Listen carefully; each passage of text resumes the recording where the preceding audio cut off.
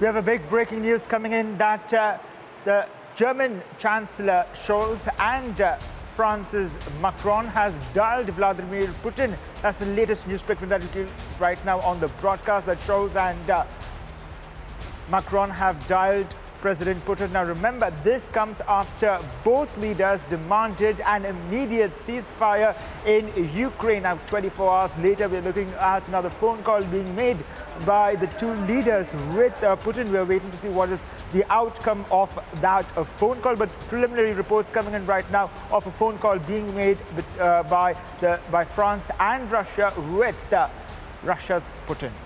Priyanka. Well, that's right, Crispino. We have seen the kind of dialogue that has taken place with respect to Putin also, and now France also had led the way with respect to the NATO task force as well. France had also given additional 300 million euros for Ukraine and for, in fact, fighting against the Russian aggression. And we had seen that several of the troops of the NATO task force had been pledged by France as well. So, of course, this carries a lot of weight, geopolitically speaking, that France and Germany got in together on a phone call with Vladimir Putin. We had seen how the kind of dialogue that had taken place with Ukraine and Russia and the kind of result that it had not yet really yielded.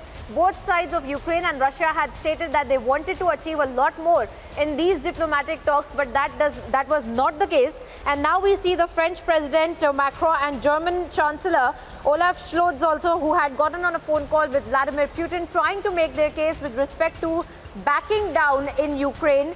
And also, this comes in the backdrop of the kind of allegations that Russia had also leveled against Ukraine, that they are in fact planning on carrying out weapons of mass destruction, in fact, to be used in this entire warfare, which had also alarmed the rest of the world. And we had seen how US had called it a kind of gaslighting by the Russian Defense Ministry as well, Crispino.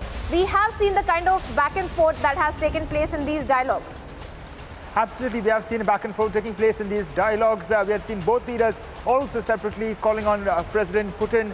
In fact, now we're getting another video on our screens of the Russian government releasing the first footage of the capture of an airfield near Gostomel by Russian troops. A few days ago, a video being released there by the Russian government of a capture of an airfield near Gostomel by the Russian troops. Now remember, we're looking at a war of videos. Earlier too, the Ukrainian side had put out how it is successful in shelling many tanks and also towing away the tanks of the Russian forces. We also have seen how their anti-gunners gunning down some of the choppers. The videos put out there. Another video here being put out by the Russian side claiming that they have captured an airfield